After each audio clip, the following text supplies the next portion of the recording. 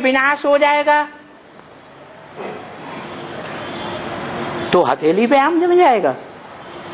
है? हथेली पे आम का वृक्ष खड़ा किया जा सकता है? टाइम लगेगा ना। तुम पहले तो बोलो समझने वालों से, क्या तुम पहले तो पति से पावन तो बन जाओ। तुम पावन बनेंगे तो पतितों का खलासा होगा। क्या? पतितों का बगुला बुद्धियों का खलासा हो जाएगा, क्योंकि हंस बगुले इकट्ठे रह नहीं सकते। तो पहले तुम क्या करो, पतित से पावन तो बन जाओ। कहां तक पावन बन जाओ? संकल्पों तक पावन बन जाओ। कोई भी विकारी संकल्प न चल सके। विकारी संकल्प नहीं चलेगा तो दृष्टि भी विकारी नहीं बनेगी। नहीं तो बाप कहते हैं 10, 20, 50 विकारी दृष्टि की भूलें रोज ही करते होंगे बच्चे। दृष्टि अगर पावन बन जाए तो क्या रह गया पावन बनने के लिए? तो इस धुन में लगे रहो। कौन सी धुन? कि हम वाइब्रेशन से, संकल्पों से, दृष्टि से, ज्ञान इंद्रियों से, कर्म इंद्रियों से पहले क्या बन जाएं? पावन पवित्र तो बन जाएं। पिछाड़ी तक इस धुन में लगे रहो। पिछाड़ी माने है महामृत्यु के समय तक। सामान्य मृत्यु तो 84 जन्म में होती रही, उसको महामृत्यु नहीं कहेंगे। महामृत्यु कब कहेंगे? जब सारी दुनिया की मृत्यु एक साथ ही हो जाए।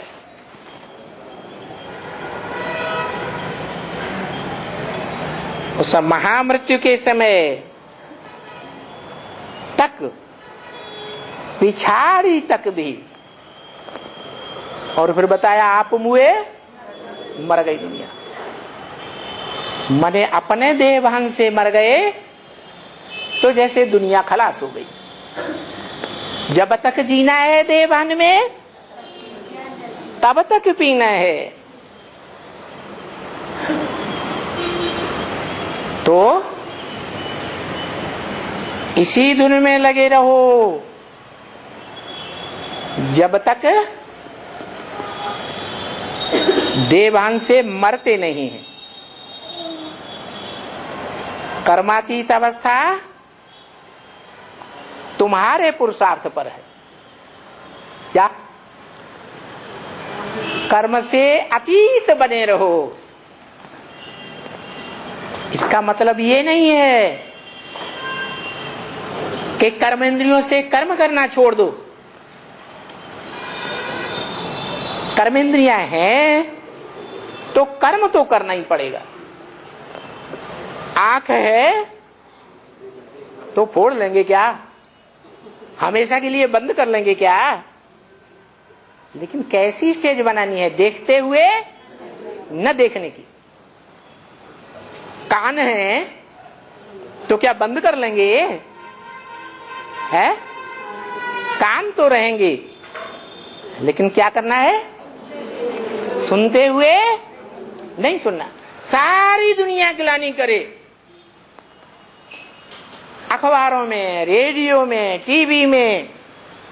टीवी चैनल्स में, शहर शहर में ग्लानी करे, इंटरनेट में ग्लानी करे, लेकिन सुनते हुए भी नहीं सुनना। किसकी बातें सुनना? एक बाप से सुनना। ये अंत तक फाइनल पेपर होगा। क्या कैसा पेपर होगा? फाइनल पेपर होगा। इंद्रियां कच्ची हैं या पक्की हैं? इसलिए मुरली में बोला एक से सुनना है। क्या? एक से सुनना है, माना एक को देखना है। कर्म इंद्रियों से अगर संग करना है तो किससे करना है? एक से करना है, अनेकों से कोई संबंध नहीं। अगर अनेकों से सुनेंगे तो विभिचारी ज्ञान हो जाएगा। क्या कहा? ये जो आज निश्चय बुद्धि बनते हैं, 9 दिन की गर्भ महल की भट्ठी करने में निश्चय बुद्धि बनते हैं। आज निश्चय बुद्धि बनते हैं और कल अनिश्चय बुद्धि बन जाते हैं। कैसे? क्या हो जाता है उनको? एक से सुनने की धुन में नहीं रहते। भट्ठी की बाहर गए, ट्रेन में घुसे, टेम्पो में गए, टेम्पो वाले ड्राइवर ने सुनाना शुरू कर दिया। ट्रेन में जो अज्ञानी है उन्होंने अपनी बात सुनाना शुरू कर दी। अरे भाई कहां तुम चले गए? तो बस अनिश्चय बुद्धि हो जाती। तो कोई की बात नहीं सुननी। कोई बात सुनाता है तो मन बुद्धि के अंदर बाप की सुनाई हुई वाणी चलती रहे, गूंजती रहे। मुरली से टैली करना है। यहां तक बोल दिया ब्रह्मा कुमारी की भी जो मत मिले उसको भी बाप की वाणी से टैली करना है। वो भी झूठ बोल सकती है, वो भी हमको झूठी बातें सुनाकर, अफवाह सुना करके नीचे गिरा सकती है। इसलिए एक का संग का रंग करना है इंद्रियों से, अनेकों का नहीं। जो स्वर्ग में होना होगा सो होगा। पहले पावन तो बनो।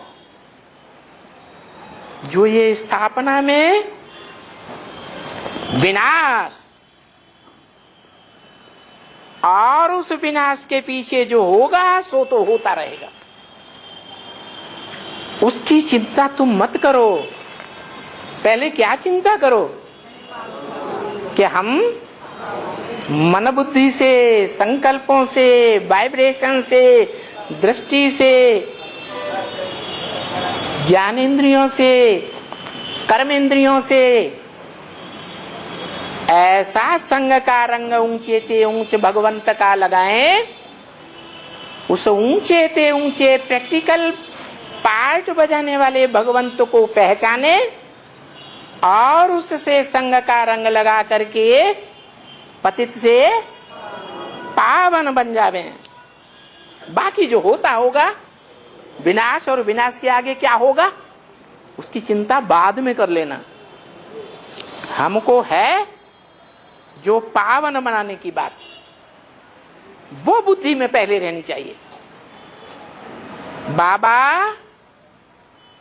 आकर के हमको पावन बनाओ। क्या कहा है? क्या धुन लगी रहे? बाबा